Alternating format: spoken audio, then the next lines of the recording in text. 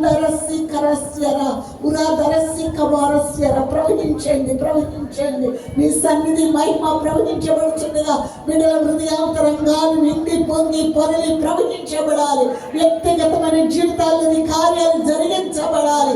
అద్భుతాలు ఉన్నాయి. దేవుడు నీవు ఉన్నావు కనుక నీ బిడ్డల జీవితాల్లో అద్భుతాలు జరగాలి. యేసు నామములో వ్యతిరేకతలన్నీ తొలగిపోవును గాక. యేసు నామములో దైవిక శక్తి ప్రవహించబడును గాక. తండ్రి నీకు వందనాలు.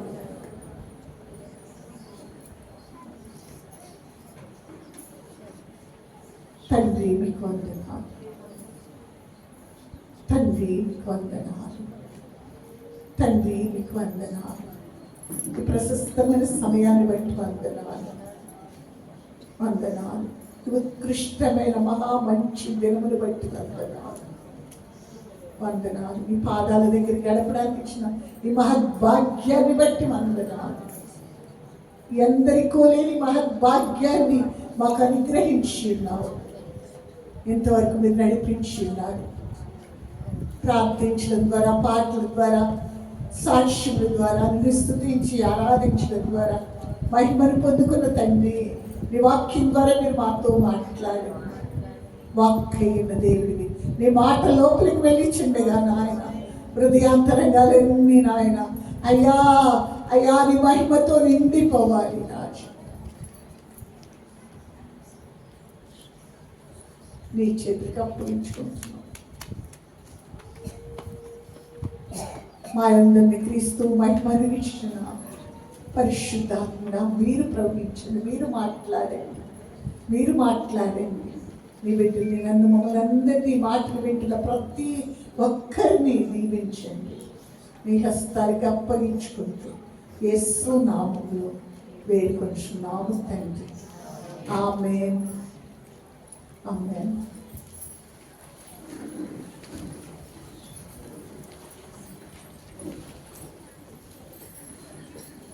కొలస్సీ పత్రిక 3వ అధ్యాయం చూడండి. కొలస్సీలకు రాస్తున్న పత్రిక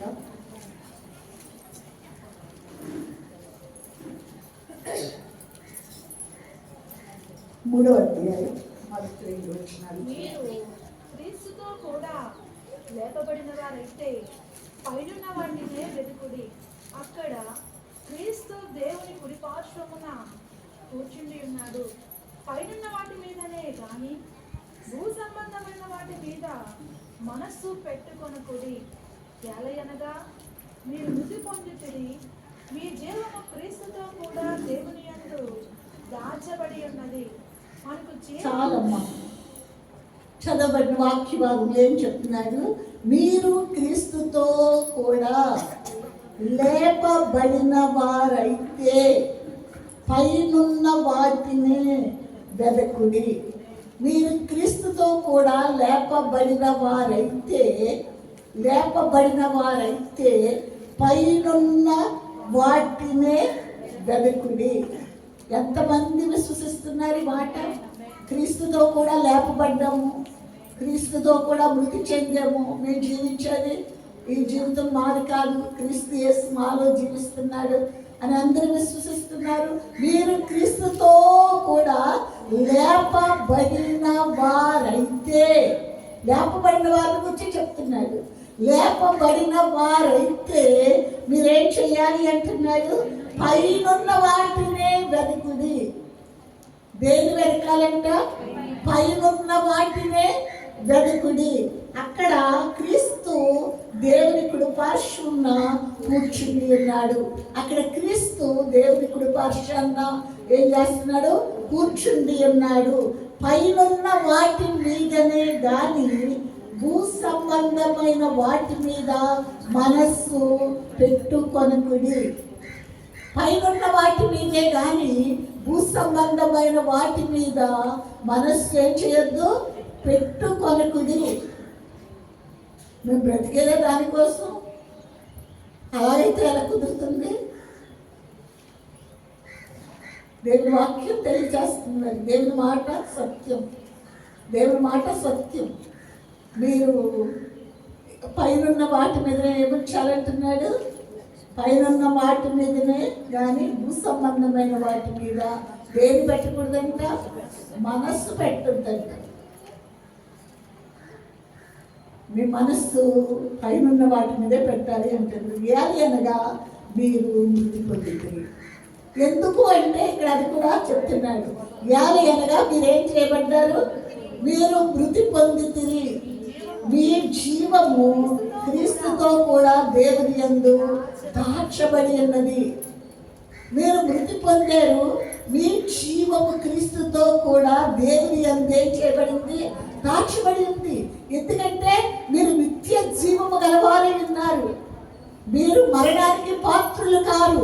మరణము నుండి ఏం చేయబడ్డారు, వేరు చేయబడ్డారు. మరణములో నుండి జీవములోనికి దాటి వచ్చి ఉన్నారు.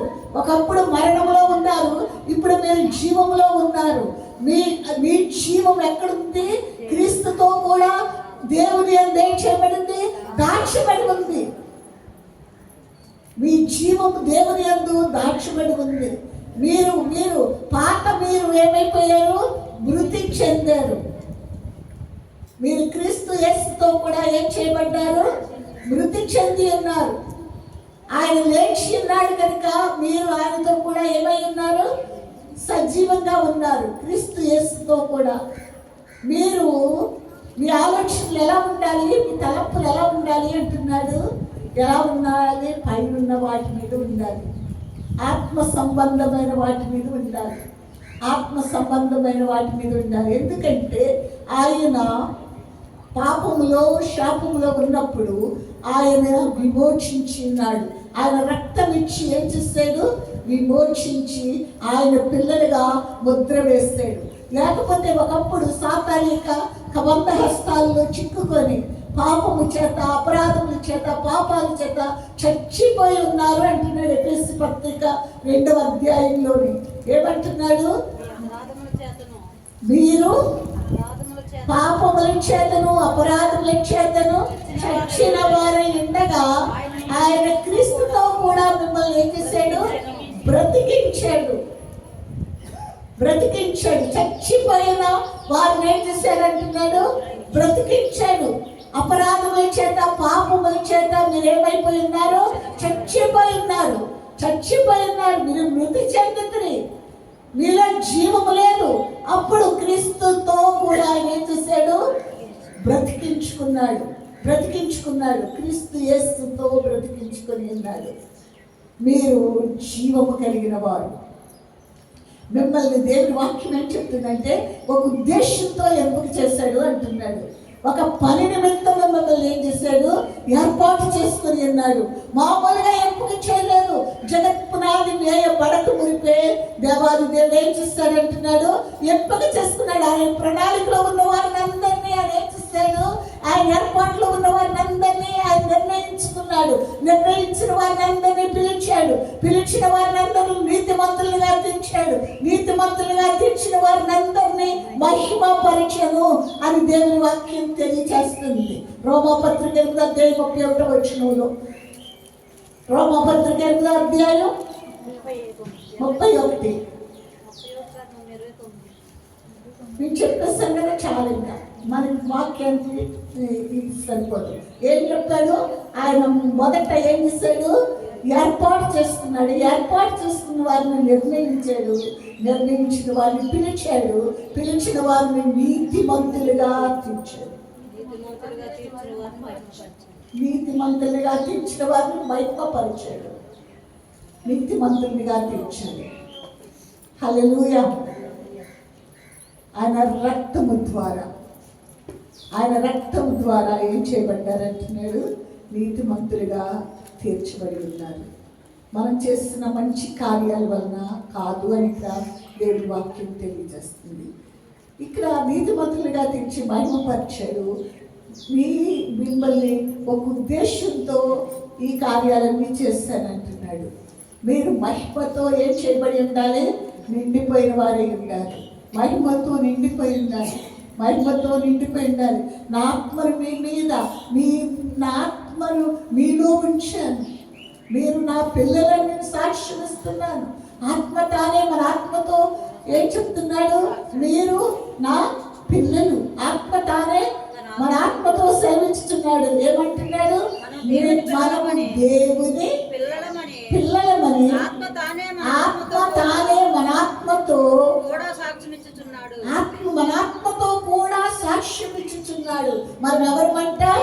దేవుని పిల్లలు, దేవుని విత్తనాలు, దేవుని బీజాలమై ఉన్నాము. దేవుని లాగా మనము పరీక్ష చేయాలి. దేవుని లాగా కనబడాలి. లోకానికి, శత్రువుకి ఎలా కనబడాలి? దేవుని పిల్లలుగా కనబడాలి. దేవుని మహిమ అంతటితో ఏం చేయబడాలి? ఎల్లప్పుడూ నిండి ఉండాలి. కనుక మనం ఏం చేయాలండి? మన ఆలోచనలన్నీ ఎలా ఉండాలి అంటున్నాడు? ఆత్మ సంబంధమైనవిగా ఉండాలి. మన ఆలోచనలు, తలంపులు భూ సంబంధమైనవిగా ఉండడానికి వీలు లేదు. దానికి దీనికి పొత్తు కుదరదు. భూ సంబంధమైన ఆలోచనలతో ఉంటే అలాగే ఉంటుంది జీవితం. మన సంబంధమైన ఆలోచనలతో ఉంటే అలాగే ఉంటారు. కనుక ఈ రెండింటిలో ఏదో ఒక దానిలో ఉండాలి. రెండింటికి మధ్యస్థం కుదరదు. ఉంటే పర సంబంధమైన ఆలోచనలతో అయినా ఉండాలి, లేకపోతే ఈ భౌతిక పరమైన ఆలోచనలతో అయినా ఉండాలి. మన మనస్సులు దేని మీద, మన హృదయం ఎక్కడ ఉంటే మన ఆలోచనలు ఎక్కడ ఉంటే మన హృదయం కూడా ఎక్కడ ఉంటుంది, అక్కడే ఉంటుంది అని దేవుని వాక్యం తెలియజేస్తుంది. మనము ప్రత్యేకించబడిన వారు, మనము ప్రత్యేకించబడిన వారు. ఎన్ని దినాలుగా దొరుకుంటూ వెళ్ళిపోతాయి. అనాలోచితంగా ఎన్ని దినాలు మనము ఇలాగా కొనసాగించేసి శూన్యమైన జీవితాలతో గడిపేయడానికి చూడటమండి. గొప్ప మార్పు కావాలి, గొప్ప ఆలోచన కావాలి. ప్రతి దినము ఏం చేయబడాలి అంటున్నాడు? ప్రతి దినము మండించబడాలి. దేవుడు అక్కడ పాత నిబంధనలో చూడండి, నిర్గమాకాండం 3వ అధ్యాయం, నిర్గమాకాండం 3వ అధ్యాయం 10వ వచనం చూడండి.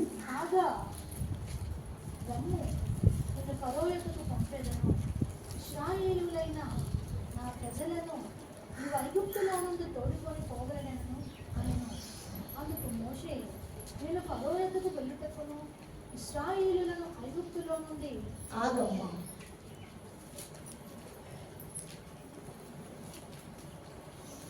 ఇంకా మౌతి పనిచేస్తలేదమ్మా.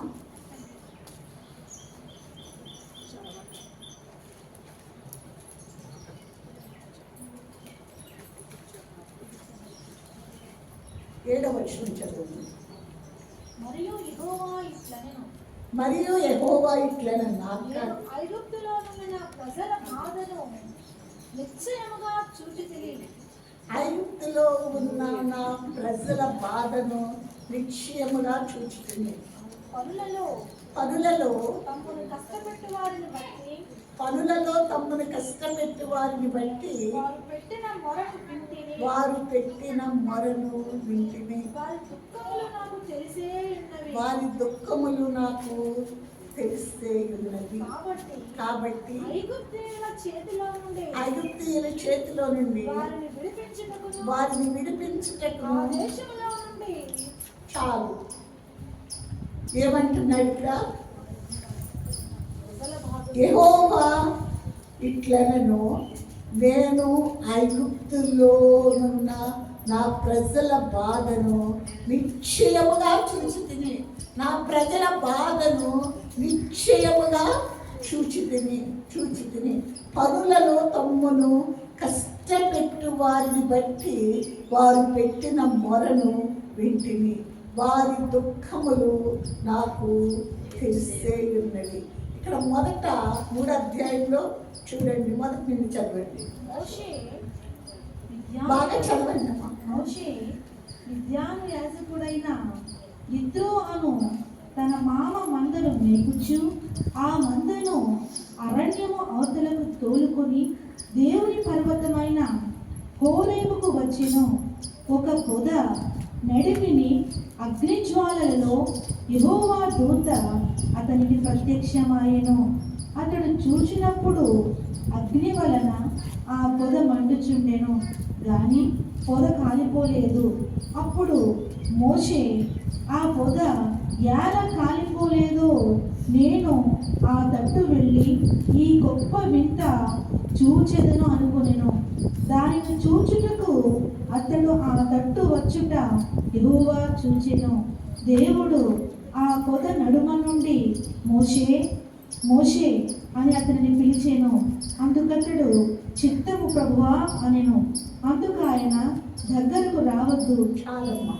ఏం చెప్తున్నాడు ఇక్కడ చదవబడిన వాక్య భాగంలో? మోషే మిద్యాను యాజకుడైన యిత్రో అను తన మామ యొక్క మందను మేపుతున్నాడు. మందను మేపుతూ ఏం చేస్తున్నాడు? ఆ మందను అరణ్యము అవతలకు తోలుకొనిపోయాడు. అరణ్యం దాటి కొండ భాగానికి వెళ్ళిపోయాడు. అరణ్యము అవతలకు తోలుకొని వెళ్ళాడు. ఆ మందను ఏం చేశాడు? ఆ దేవుని పర్వతమైన హోరేబునకు వచ్చాడు. దేవుని పర్వతం అని పేరు పెట్టబడిన హోరేబుకు వచ్చాడు. ఎవరు? మోషే ఒక పొద నడిమిని అగ్ని జ్వాలలలో యెహోవా దూత అతనికి ప్రత్యక్షమాయను. పొద నడిమిని అగ్ని జ్వాలలలో యెహోవా దూత అతనికి ప్రత్యక్షమాయను. అతడు చూచినప్పుడు అగ్ని వలన పొద మండుచుండెను, కానీ పొద కాలిపోలేదు. పొద మండుచు ఉంది, కానీ కాలిపోవడం లేదు. పచ్చగానే ఉంది, మండుతూ ఉంది.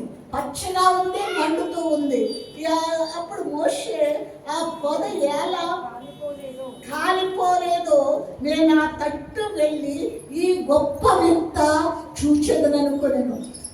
ఎందుకు కాలిపోవడం లేదు? అది మండుతుంది కదా, కాలిపోవడం లేదు. ఈ గొప్ప వింత ఏంటో ఆ తట్టుకు వెళ్ళి చూస్తానని మోషే అక్కడికి వచ్చాడు. మోషే ఆ తట్టుకు వచ్చాడు. అక్కడ దేవుడు యెహోవా ఆ తట్టుకు మోషే రావడము చూచాడు. దానిని చూచినక ఆ తట్టు వచ్చిన యెహోవా చూచాను. దేవుడు ఆ పొద నడుమ నుండి, ఎక్కడ నుండంటే ఆ పొద నడుమ నుండి మోషే మోషే అని అతనిని పిలిచాను. మోషే అని అతనిని పిలిచాను. పొద నడిమి నుండి ఆ తట్టు మోషే రాగానే అక్కడ పొదలో నుండి ఏమొస్తుంది? ఒక స్వరం వినబడుతుంది. మోషే అని పిలుస్తున్నాడు. సో ఒక స్వరం వినబడుతుంది. ఆ పొదలో నుండి దేవుడు ఆ అగ్ని జ్వాలల మధ్యలో ఏం చేస్తున్నాడు? మోషేతో మాట్లాడుతున్నాడు. ఇప్పుడు మనం చదువుకున్నాం కదా, ఆ మాటలు ఏమంటున్నాడు? నా ప్రజల మొరను నేను వింటిని, వారిని తమను కష్టపెట్టి వారి ఆ కష్టమంతా నేను చూస్తున్నాను, వారిని విడిపించడానికి ఏం చేశాను? దిగివచ్చి ఉన్నాను వారిని విడిపించడానికి. అది ఎవరితో మాట్లాడుతున్నాడు? మోషేతో మాట్లాడుతున్నాడు. ఎక్కడ నుండి? పొదలో నుండి.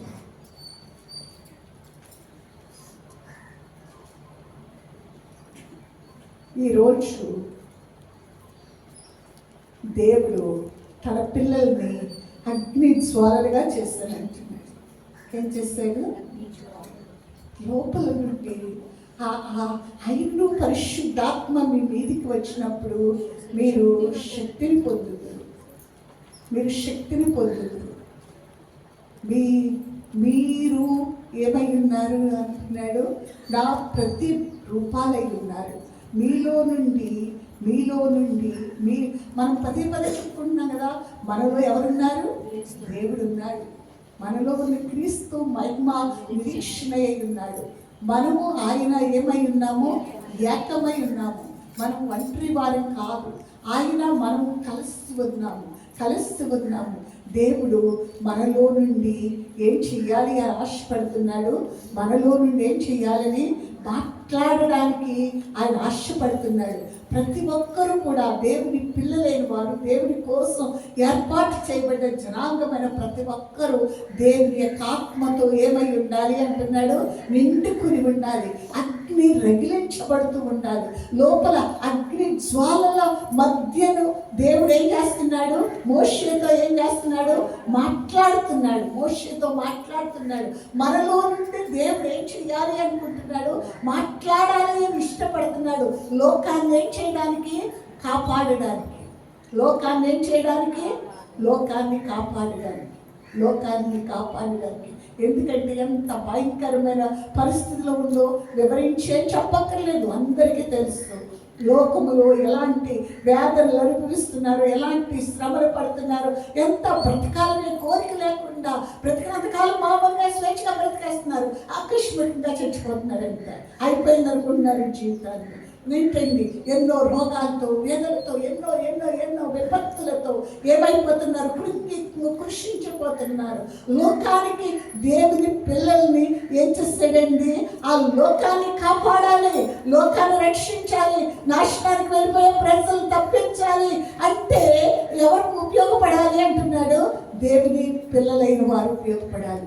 దేవుని పిల్లలైన వారు సంసిద్ధంగా లేకపోతే వారు నాశనానికి వెళ్ళిపోతారు, నాశనానికి వెళ్ళిపోతారు. నిన్ను మామూలు వ్యక్తిగా రూపొందించుకోలేదు, నిన్ను మామూలు వారిగా, మామూలు కుమార్తెగా దేవుడు ఎంపిక చేయలేదు. ప్రత్యేకించబడిన జనాంగంగా, దేవుని సొత్తైన ప్రజలుగా మీరు చీకటిలో నుండి ఆశ్చర్యకరమైన వెలుగులోనికి ఏం చేయబడ్డారు, పిలువబడ్డారు, రప్పించబడ్డారు. చీకటిలో నుండి ఆశ్చర్యకరమైన తన వెలుగులోనికి మిమ్మల్ని పిలిచిన వారి గుణాతిశయాల్ని ఏం చేయాలి, ప్రచురణ చేయడానికి మీరు ఏర్పరచబడిన వంశము, రాజులైన యాజక సమూహము, పరిశుద్ధ జనాంగము, దేవుని సొత్తైన ప్రజలునై ఉన్నారు. మీరు మామూలు వారు కాదు, మీరు ఆత్మని కాదు, మీరు మామూలు వారు కాదు. దేవుని పిల్లలు దేవుని మహిమ కొరకు నిలవబడాలి. ఆ హృదయాంతరంగములో ఏం కావాలంటున్నాడు, ఆ తీవ్రత కావాలి. నాలో నుండి దేవుడు ప్రత్యక్షపరచబడాలి అనే కోరిక ప్రతి ఒక్కరికి, రక్షింపబడిన ప్రతి ఒక్కరికి కావాలి. ఆ మనస్సుతో నింపబడినప్పుడు దేవుడు గొప్ప గొప్ప కార్యాలు జరిగించి ఈ భూమిని కాపాడుతాడు, ఈ భూమి మీద ఉన్న ప్రజలను కాపాడుతాడు. అంతేకాని మనము నిర్లక్ష్య వైఖరితో ఏదో వస్తున్నారు, ఎవరో చేస్తారు అనే ఆలోచన కాదు. ఎవ్వరికి వారు ముందు చెప్తున్నాం కదా, ప్రతి ఒక్కరిని ఒక్కొక్క పని నిమిత్తము దేవుడు ఏం చేస్తాడు, ఏర్పాటు చేసుకున్నాడు. సంఘం అనే శరీరం అంటున్నాడు. సంఘం అనే శరీరానికి యేసుక్రీస్తు ప్రభువు శిరస్సు అయి ఉన్నాడు, శిరస్సు అయి ఉన్నాడు. ఆయన అక్కడే చదువుకున్నాం కదా, పైన వాటి మీద దృష్టి చేయండి. అక్కడ ప్రభు యేసు ఏం చేశాడు, తండ్రి అయిన దేవుని కృపాశాన్ని ఏమై ఉన్నాడు, కూర్చుని ఉన్నాడు. ఆయనలో మనం ఉన్నాం, ఆయన మనము ఏకమై ఉన్నాం. దేవుని పిల్లలైన వారు ఏం చేయాలండి, లోకము నాశనానికి వెళ్ళకుండా ఉండాలంటే ఈ అగ్ని రగిలించబడుతూ మనం ఏది ఆలోచిస్తే అలాగే ఉంటాం, మనం ఏది ఆలోచిస్తే అలాగే ఉంటాం. ఈ భూ సంబంధమైన వాటి మీద మనసు పెడితే దానికోసమే ఆలోచిస్తాం. ఈ భూమి తాత్కాలికమైనదమ్మా, తాత్కాలికమైనది. ఈ భూ సంబంధమైనవి తాత్కాలికమైనవి, కొంచెం కాలమే ఉంటాయి. మన ప్రాణం వెడలిపోయిన వెంటనే ఇవన్నీ ఇక్కడే ఉండిపోతాయి. ఆత్మ మాత్రమే వెళ్తుంది. ఆత్మ రాజ్యము అంతము లేని రాజ్యము గుర్తించాలి. బయట వారి వలె దేవుని పిల్లలు ఆలోచించడానికి వీల్లేదు. దేవుని పిల్లలుగా ముద్రించుకొని ఆయన రక్తముతో విమోచించి ఆయన పిల్లలుగా ముద్రించుకున్నాడంటే ఈ ఆలోచన ప్రత్యేకంగా ఉండాలి, ప్రత్యేకంగా ఉండాలి. దేవుని వాక్యం చెప్తుంది. ఎక్కడ అంటున్నాడు, మిమ్మల్ని తల్లి గర్భములో రూపించబడక మునిపే ప్రత్యేకపరుచుకుని ఉన్నాను, మిమ్మల్ని ప్రతిష్ఠించి ఉన్నాను, జనములకు ప్రవక్తలుగా, జనములకు ప్రవక్త్రులుగా నేను మిమ్మల్ని ఏం చేశాను, ప్రతిష్ఠ చేసి ఈ భూమి మీదకు పంపించాను. మిమ్మల్ని ప్రతిష్ఠించుకొని ఈ భూమి మీదకు పంపించాను. మీరు ఏం ఆలోచన కలిగి ఉంటున్నారో గుర్తించమని దేవాది దేవుడు తెలియజేస్తున్నాడు. ఎప్పటిలాగే అలాగే గడిచిపోయేలాగా ఉంటుంది. గొప్ప మార్పు కనబడాలి. ఏంటంటే అన్నివే పట్టణం నాశనం అయిపోతుంది. నినివే ప్రజలు ఆ దుర్గతి ఆకాశాన్ని అంటిస్తుంది. భయంకరమైన శిక్షకు వాళ్ళందరూ పాత్రలైపోయి ఇప్పుడు లోకం కూడా నినివే లాగే ఉంది. మన బయట ప్రపంచం అంతా ఏంటండి, అక్కడ నినివే పట్టణస్తులకి ఏమందాలి, వాళ్ళు పొందబోయే ఆ శిక్ష, ఆ ఉగ్రత గురించి ఏం చేయబడాలి, బయలుపరచబడాలి. కనుక యోనా ప్రవక్తతో అంటున్నాడు, ప్రవక్త యోనా ప్రవక్తతో ప్రభువైన యెహోవా అమిత్తై కుమారుడైన యోనాకు ప్రత్యక్షమైన యెహోవా వాక్కు, నీవు లేచి నినివే పట్టణానికి వెళ్ళు, ఆ ప్రజలకు ఒక దుర్గతి సంభవిస్తుందని తెలియపరచు, నేను ఆ దేశ ఆ పట్టణాన్ని నాశనం చేయబోతున్నాను అని దేవుడు చెప్పాడు. వెళ్ళి చెప్పన్నాడు. ఏం చేస్తున్నాడండి యోనా? ఏం చేస్తున్నాడు? తర్షీష్కి వెళ్ళే వాడల వైపు వరకు వెళ్ళాడు, కానీ నినివేకి వెళ్ళే వాడెక్కలేడు. ఏ వాడెక్కాడు? తర్షీష్కి వెళ్ళే వాడెక్కాడు. చక్కగా వాడలో కూర్చున్నాడు హాయిగా. కానీ ఆ వాడ ప్రయాణం బయలుదేరిన వెంటనే ఆ సముద్రం మీదకి ఏమొచ్చిందండి? సముద్రం మీదకి పెద్ద తుఫాన్ వచ్చేసింది. మనం ఈ 2 రోజులు ఎంతో భయంకరమైన తుఫాన్ అని చెప్పారు వార్తల్లో, కానీ దేవుడు కృపగల దేవుడు ఇలాగ మనల్ని కాపాడే గొప్ప తుఫాన్ వచ్చింది. యోనా ప్రయాణం చేసేవా ఆ వాడ మీదకి ఆ గాలి విసిరి ఏం చేస్తున్నాయండి, అందులో వాడలో ఉన్న ప్రయాణికులందరూ భయభ్రాంతులైపోతున్నారు. ఏం చెయ్యాలో దిక్కు తోచడం లేదు.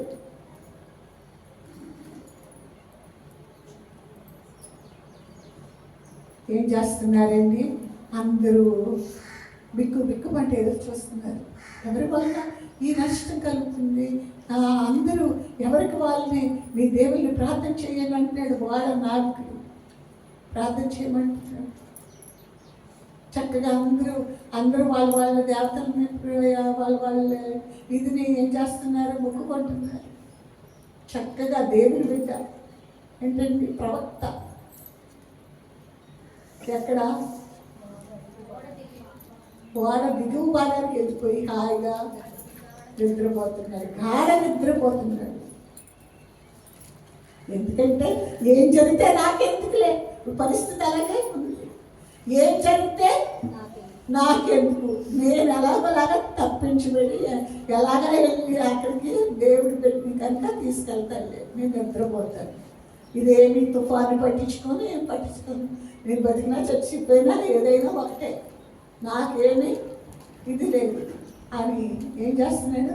ఆ వాడు నావికుడు ఏం చేస్తాడు? అందరి పేర్లు చీట్లు వేస్తే ఎవరు తప్పిదం ఉన్నాను, చీట్లు వేస్తే ఎవరి పేరు వచ్చింది?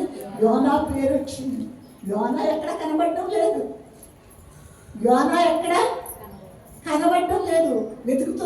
వెతుకుతుంటే వాడ అడుగు భాగాన్ని ఉన్నాడు. అడుగు భాగాన్ని గాఢ నిద్రలో ఉన్నాడు. వాడ నావికుడు అంటున్నాడు, పోయి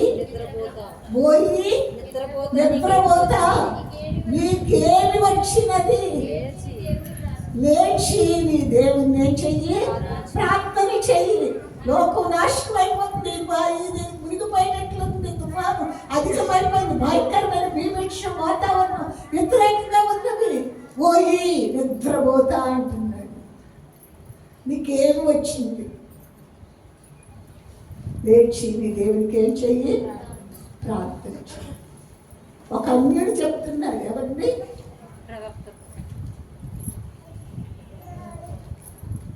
లోకానికి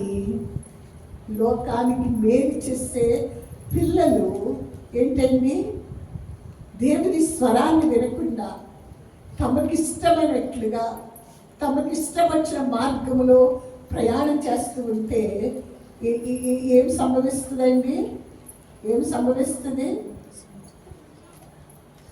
ఉగ్రత. ఒప్పుకున్నాడు యోనా, నా తప్పిదు నా వల్లనే వచ్చింది అంటున్నాడు. కనుక నన్ను సముద్రంలో పడేసేయండి అంటున్నాడు. భయపడిపోతున్నారు. ఇంత జీవం గల దేవుని కుమారుడు అనిపించుకుంటుంది. ఇతను ఎలాగా ఎన్నో ప్రయత్నాలు చేస్తారు. ఆహార పదార్థాలు పడేసారు, అన్ని తేలి చేస్తారు, వాడంతా ఇది చేస్తారు, ఎన్నో ప్రయత్నాలు చేసినా కుదరలేదు. ఇంకా దేవుడిని కృప కొరకు వేడుకొని ఎత్తి సముద్రంలో పడవేశారు. పడవేసినప్పుడు ఏం జరిగిందండి? తుఫాన్ అంతా ఆగిపోయింది. అక్కడ చేప చక్కగా అతన్ని మింగేసింది కడుపులోకి. అది ప్రయాణం చేస్తా చేప నినివే పట్టణపు ఆ సముద్రపు దరికి తీసుకెళ్ళి అక్కడ కక్కింది.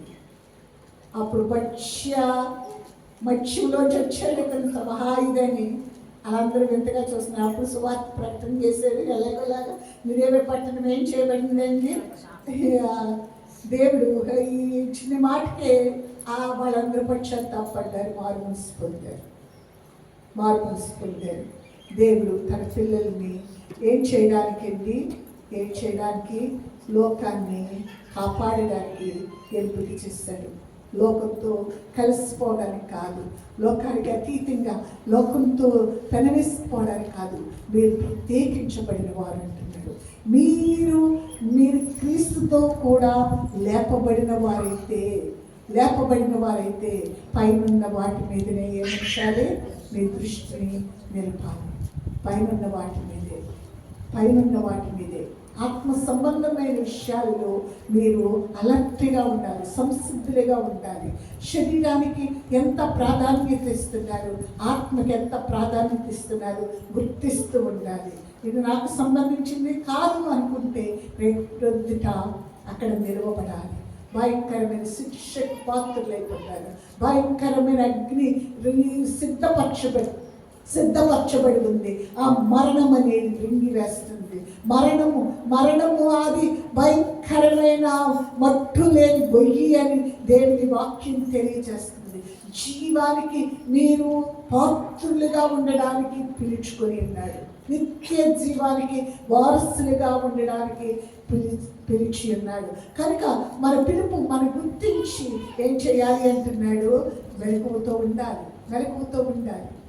మనం ఈ లోకంలో కొరకు కాదు, మనము ఒక అసలైన జీవితం కొరకు మనం ఈ భూమి మీద జీవిస్తున్నాము. మనం ఎంతవరకు దేవునితో పెనవేసుకొని పోయి ఉంటామో అంతగా దేవుని యొక్క దివ్యమైన ఆ ప్రత్యక్షిస్తాడు. నా చుట్టుపక్కల అనేక మంది ఉన్నారు, వారికి నేను సహాయంగా ఉండాలి. నా నుంచి దేవుడు ఏం చేయాలి? వాళ్ళతో మాట్లాడాలనే కోరిక ప్రతి ఒక్కరికి కలిగి ఉండాలి. ఈ గ్రామాన్ని చుట్టుపట్టిన అంత సమయం కాదండి. మీ ఒక్కొక్కరికి ఆ కోరిక ఉన్నట్లయితే, ఒక్కొక్కరిలో ఉన్న దేవుని శక్తి ప్రవహిస్తుంటే, మీ ఇరుగు పొరుగు వారికి ఎంత అవసరతలతో ఉన్నారు, వాళ్ళకి దేవుని స్వరం కావాలి, దేవుని మాట కావాలి. వాళ్ళు కాపాడబడాలి అంటే దేవుని మాట తప్ప ఈ భూమి మీద జీవం ఏదీ లేదు.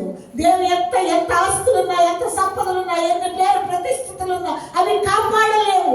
దేవుని మాట మాత్రమే బ్రతికింపచేస్తుంది. అది మీరు మండుతూ ఉన్నప్పుడు మీలో నుండి దేవుని మాట ఏమవుతుంది అంటున్నాడు? బయటకు వస్తుంది. ఆ మండుచున్న పొదలో నుండి ఏం చేస్తున్నాడు? యెహోవా మాట్లాడుతున్నాడు. మోషే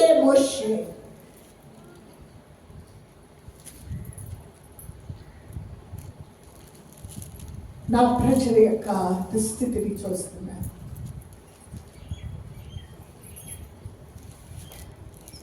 మనము నిర్ణయం చేద్దామండి. వచ్చే వారం నవంబర్ నెలలో వచ్చేస్తున్నాం.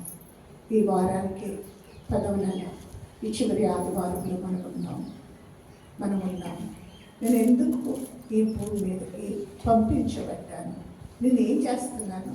నా ఆలోచనలు ఎలా ఉన్నాయి? నా తలంపులు ఎలా ఉన్నాయి? దేనికోసం ప్రయాసపడుతున్నాను? ఈ భూమి మీద ప్రయాస అంతా ఇది నిలిచిండేదేనా? ఇదంతా కోల్పోయేదేనా? ఒకరోజు ఎంతోమంది నా కళ్ళ ముందు వెళ్ళిపోతున్నారు, అంతా వదిలిపెడుతున్నారు, అంతా వదిలేసి వెళ్ళిపోతున్నారు. కానీ నేను ఆలోచించడం లేదు. నేను నిలిచిండే దానికోసం నేను ఆలోచించడం లేదు. ఈ భూ సంబంధమైన వాటి కొరికే ఈరోజే అన్ని ఫంక్షన్స్ అయింది. ఈరోజే ముందు ప్రాధాన్యత దేనికి? దానికే. లాస్ట్లో ముగింపులో ఇలాగా ఏదో దేవుడు అంతే. కాబట్టి మీరు త్యజించాలి, దాన్ని మీరు విడిచిపెట్టాలి. ఒక తీర్మానం కలిగి ఉండాలి. మీరు ఒక తీర్మానం కలిగి ఉండకపోతే ఎవరో వచ్చి మమ్మల్ని బలవంతం చేయరు. ఎవరికి వారే తీర్మానం కలిగి ఉండాలి. నేను నా దేవుడి కోసం జీవిస్తున్నాను. ఈ లోకం కొరకు కాదు, మనుషుల కొరకు కాదు, నా కుటుంబాల కొరకు కాదు. నా ప్రథమ స్థానము దేవుడు.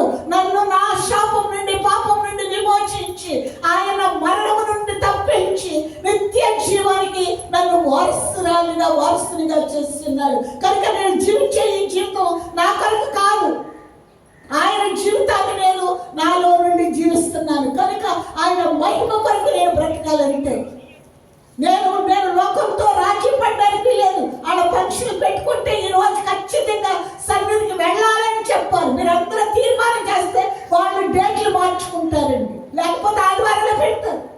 ఎందుకంటే మీరు దేవుని సన్నిధికి రాకుండా ఆటంకపరచడానికి శత్రువు చేసే ప్రయోగాలు. మీరు ఏకీభవిస్తున్నారు కనుక అలా జరుగుతుంది. మీరు ఏకీభవించుకున్న ఒక్క పూట భోజనం కొరకు ఆశపడక్కర్లేదు. మీరు వెళ్ళకపోయిన పక్షులు ఆగిపోవు. దేవునికి ప్రథమ స్థానం ఇవ్వాలి.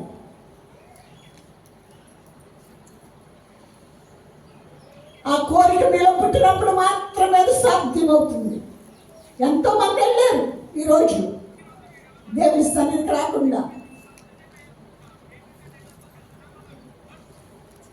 ఏమనంటే లోకంలో ఉన్నాం కదండి, లోకంలో ఉన్నాము అనుకుంటే మీ ముగింపు కూడా అలాగే ఉంటుంది.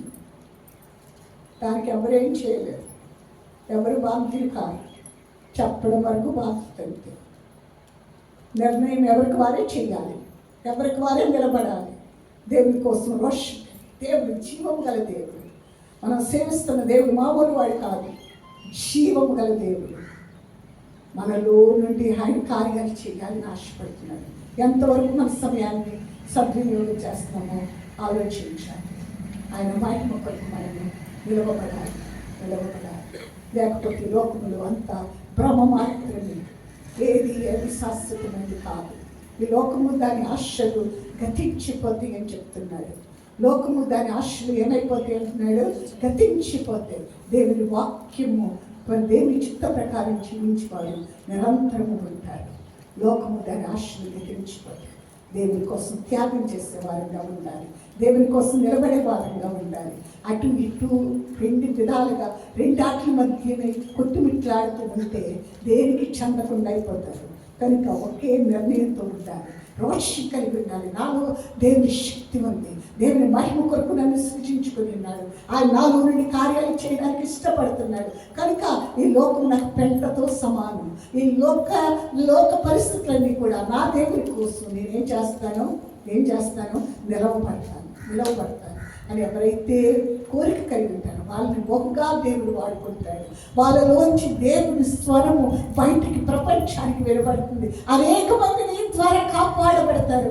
ఆ రోజు మరణపాయంలో ఉన్న వాళ్ళు తప్పించబడతారు. ఆ రోజు ఏమైపోవాలో నిశ్చయత లేకుండా అనిశ్చయతతో బాధించబడుతున్న వారు నీ స్వరాన్ని విని వాళ్ళు ఆ పరిస్థితి నుండి విడిపించబడతారు, కాపాడబడతారు. అలాంటి కోరికతో నిండి ఉన్నట్లయితే ఈ దేశము, ఈ ప్రజలు, ఈ గ్రామాలు కాపాడబడతాయి. దీన్ని అవంత పని నేను నిర్వర్తించాలి. ముందు చెప్పుకున్నాం సాక్షులు కదా, ఖచ్చితంగా ఈ పరిసరాలన్నీ శుభ్రంగా ఉండాలని కోరిక మీ అందరిలో కలగాలి. అంతే.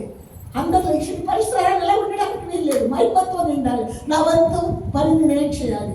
అక్కడ ఏంటంటే ఆ వెంకటేశ్వర గారి నుంచి ఎలా పోతున్నాను నా వంతు పని అని చెప్పి ఒక మనిషి పెట్టి ఒక గంట పని చేయడానికి ఏర్పాటు చేసింది. ఆవిడ చేయలేదు కనుక ఆవిడ డబ్బులు ఖర్చు పెట్టి మనుషులు పెట్టి ఏం చేస్తుంది, ఒక గంట పని తన వంతు పని చేయించుకుంది. అర్థమవుతుందని ఆలోచనలు ఏదైనా చేయొచ్చు. మనకు దేవుని మహిమ కొరకు నిలవబడాలి. మళ్ళీ సమయం రాదు. ఈ కాలం అయిపోయిన తర్వాత చేయొచ్చులే, ఇంకా జన్మలు ఉన్నాయి కదా అంటారు. ఇది ఒకే జన్మ, ఒకే జీవితం, ఒకే సమయం. చాలా సమయం గతించిపోయింది.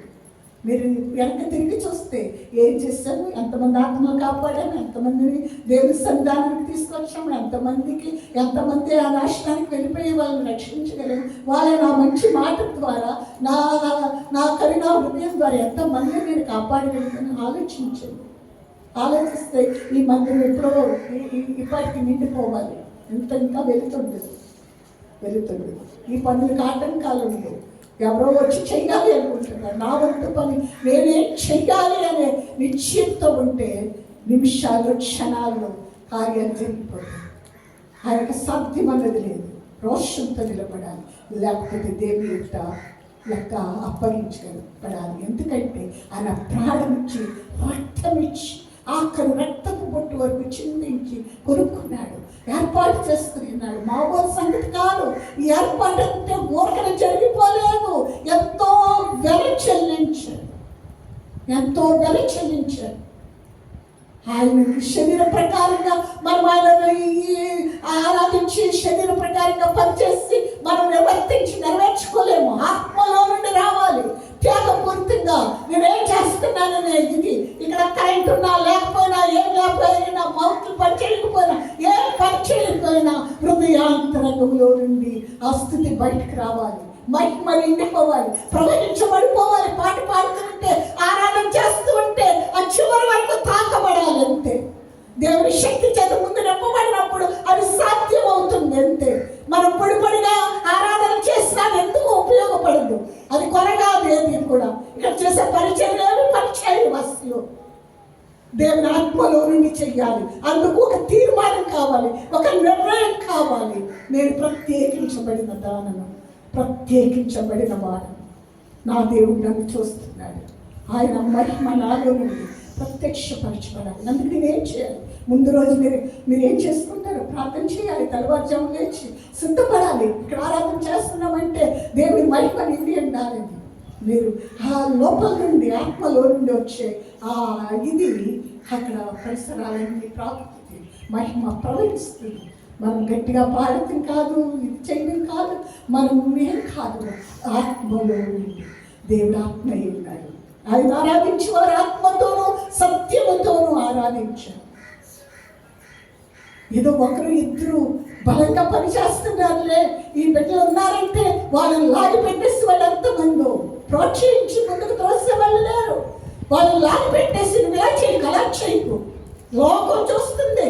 లోకం మీకు ఏమిస్తుందండి? మీకు ఏమీ ఇవ్వదు. చివరికి ఏమిస్తుంది? ఆ నాశనం అయిపోయే ఆ విధానంలో పిల్లలు కూడా నాశనం అయిపోతే ఇక కన్నీరు, ఏడుపు తప్ప ఇంకేది మిగలదు. మీ పిల్లలు ఎంతమంది తల్లిదండ్రులు నేర్పిస్తున్నారో బయట చూడండి. ఎంతమందిని భర్తలు భార్యలు నేర్పిస్తున్నారో చూడండి. వాళ్ళందరికీ ఎవరు విడుదలిస్తారు?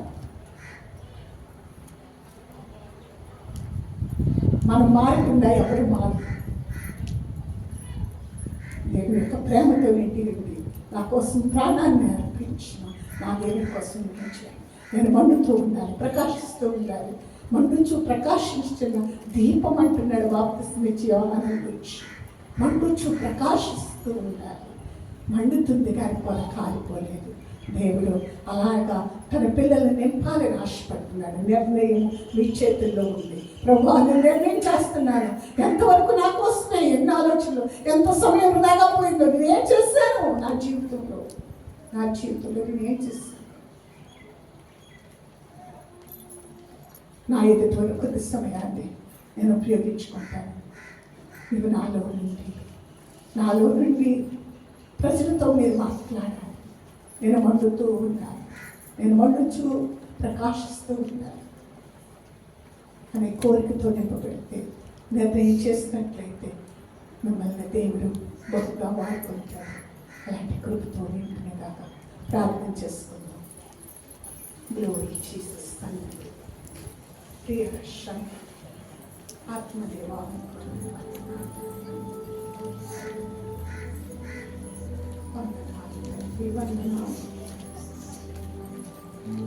వందనాలు తండ్రి, వందనాలు వందనాలు.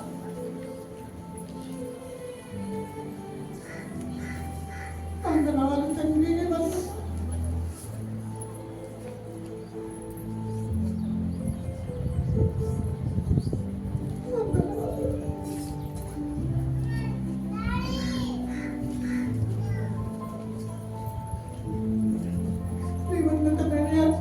ప్రేమ ప్రకారం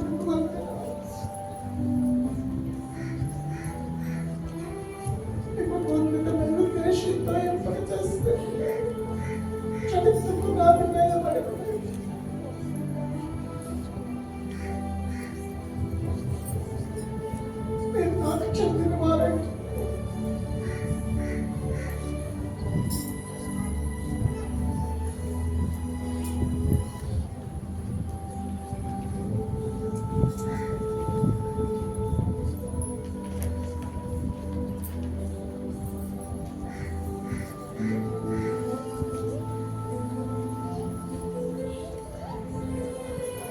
నువ్వే అగ్ని పొదవి, నువ్వే ఆ పొదవి, నీలో నుండి నేను మాట్లాడాలని ఆశపడుతున్నాను.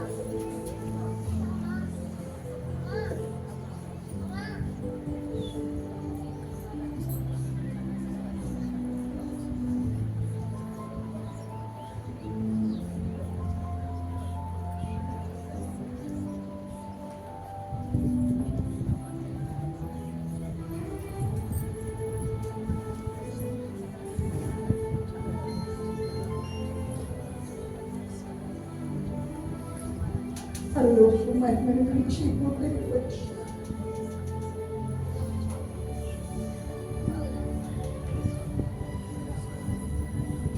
నా ప్రేమను అంతటినీ రంగరించి మమ్మల్ని కాపాడుకోవడం కోసం అమాయకరమైన శిక్షణ అంతటిని అనుభవించి శత్రువు యొక్క చేతిలో ఐగుప్తు దేశంలో ఐగుప్తు చెరలో మిమ్మల్ని విడిపించి నా పిల్లలుగా ముద్రించుకొని ఉన్నాను. మీ ఆలోచన ఐగుప్తు వైపు ఉన్నవా, కనాను వైపు ఉన్నవా ఆలోచన కలిగి దేవానికి తెలియజేస్తున్నాను. నీ ఆలోచనలు ఏమై ఉన్నావు అవే నీవై ఉన్నావు.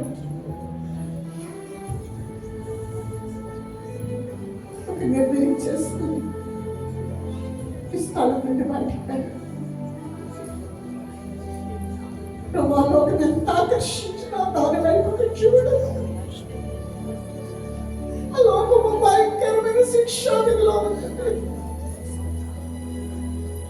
లోకము శాపముతో నిండి ఉంటుంది.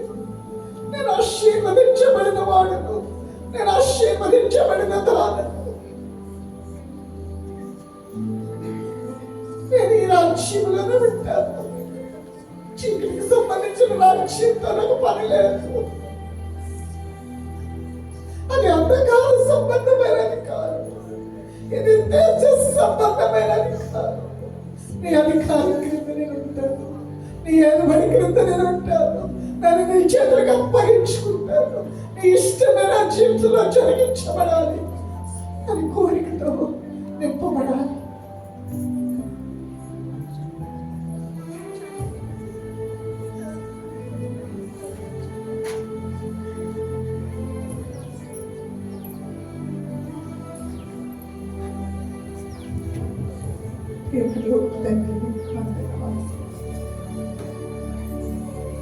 వందనాలు తండ్రి, వందనాలు. మీ కృపా సింహాసనంలో మీ ప్రియమైన కుమారులకు మాత్రమే బట్టి వందనాలు. మీరు మాట్లాడిన ప్రతి మాటను బట్టి వందనాలు. శత్రు రాజ్యం వడకాలి నాయన, శత్రు పాదానికి పీఠమైపోవాలి. మీ రాజ్యం విస్తరించబడాలి. త్వరగా ఈ ఊరారి గ్రామం అంతా మీ మహిమ నిండిపోవాలి. ప్రతి కుటుంబం మహిమతో నిండిపోవాలి. ఈ వీధులు పరిసరాలన్నీ మహిమతో నిండిపోవాలి. అలాంటి కృపతో నింపినే మాటలు ఉంటున్న ప్రతి ఒక్కరిని మీ మహిమ కొరకు నిలబెట్టుకోవాలి. యేసు నామములో వేడుకొచ్చున్నాను తండ్రి. ఆమేన్.